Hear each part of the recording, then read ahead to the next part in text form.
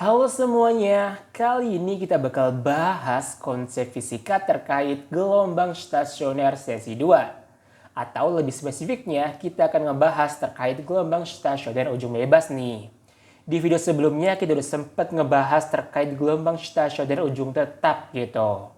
Di sini kita akan bahas detail terkait gelombang stasioner ujung bebas. Yang salah satu contohnya adalah gelombang air laut yang menabrak pembatas pantai kayak gini nih. Di sini, bagian ujung gelombangnya dia mampu bergerak ke atas maupun ke bawah gitu. Jadi, gelombang stasioner ujung bebas itu kita bisa simpulkan bahwa suatu gelombang yang salah satu ujungnya bisa bergerak bebas. Contoh lainnya tuh kayak gini. Semisal ya, kita punya tali nih, terus tali ini kita ikat, tapi jangan terlalu kencang. Kemudian, tali kita getarkan. Alhasil, muncul gelombang datang nih. Terus gelombang datang ini dia bakal mantul nih. Dengan catatan bahwa ujungnya dia bakal bergerak ke atas gitu. Nah, ini nih yang disebut sebagai gelombang pantulnya. Oke, dari gambar ini, kira-kira kita bisa nggak sih mendeskripsikan karakteristik gelombang stasioner ujung bebas dengan suatu persamaan? Jawabannya adalah bisa. Yang pertama, kita bentuk nih persamaan gelombang datangnya, yaitu YD sama dengan minus A sinus KX tambah omega T. Kenapa bernilai minus?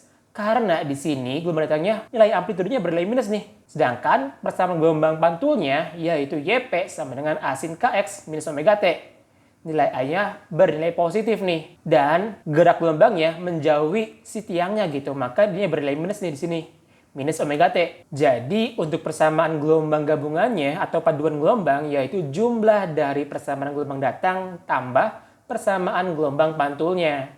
Yaitu minus A sin KX tambah omega T tambah A sin KX minus omega T. Di sini, karena nilai amplitudonya sama, kita bisa asosiasikan atau kita kelompokkan nih, yaitu A kurung buka sin KX minus omega T minus sin KX tambah omega T. Kemudian, kalau kita gunain identitas trigonometri, yang bilang bahwa sin alfa tambah beta sama dengan sin alfa kali cos beta tambah sin beta kali cos alfa, kita bisa terapin nih ke persamaan ini.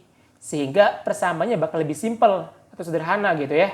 Yaitu Y sama dengan 2A cos KX sinus omega T nih. Dari persamaan ini, kita bisa tahu loh karakteristik dari gelombang stasioner ujung bebas. Di sini kita tahu ya bahwa pola dari gelombangnya terdiri dari perut dan juga simpul nih. Sama kayak gelombang stasioner ujung tetap gitu.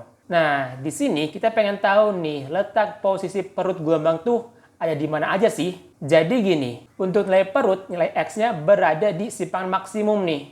Artinya nilai cos KX-nya harus bernilai maksimum, yaitu 1 atau enggak minus 1 nih.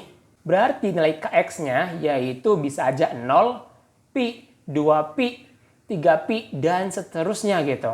Nilai K kan 2pi per lambda ya, berarti 2pi per lambda dikali X sama dengan 0, pi, 2pi, dan seterusnya. Nilai X-nya sama dengan kita pindah ruaskan nih, yaitu 0 dikali lambda per 2pi, pi dikali lambda per 2pi, 2pi lambda dibagi dengan 2pi, dan seterusnya. Pi bisa kita coret ya, sehingga nilai X-nya yaitu apa?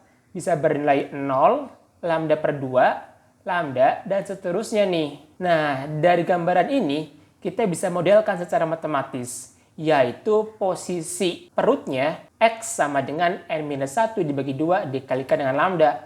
X di sini merupakan posisi perut ya. Kemudian lambda merupakan panjang gelombangnya nih. Sedangkan untuk letak posisi simpulnya, kita bisa tinjau. Di sini letak simpulnya kan berada di simpangan maksimum untuk nilai X-nya. Berarti cos KX harus bernilai minimum, yaitu 0.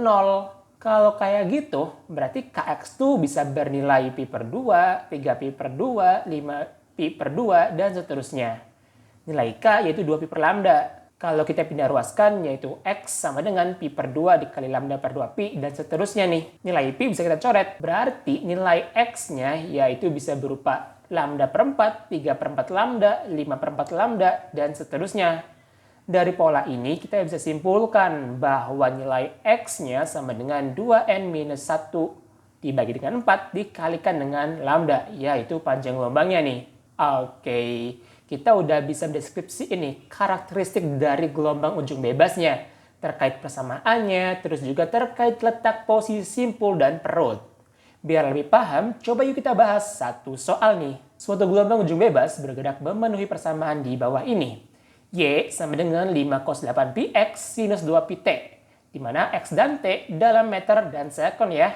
Pertanyaannya adalah berapakah letak perut ketiga gelombang tersebut? Oke, jadi persamaan letak perut itu kan X sama dengan N-1 dibagi 2 dikalikan dengan lambda, panjang gelombangnya nih. Di sini kita harus tahu dulu nih, berapa sih panjang gelombangnya gitu ya, buat tahu berapa nilai X-nya. Nilai panjang gelombang kan terletak di bilangan gelombangnya, yaitu K gitu. Di sini, nilai K itu nempel sama X, berarti 8pi sama dengan K. 2pi per lambda sama dengan 8pi. Berarti nilai lambdanya yaitu berapa? 1/4 meter gitu. Kalau kita masukkan ke persamaan ini, maka diperoleh yaitu X sama dengan nilai E-nya adalah perut ketiga ya, berarti 3 nih. 3 kurangi 1 dibagi 2 dikalikan dengan 1/4, yaitu 2/2 dikali 1/4. Nilainya adalah 0,25 meter.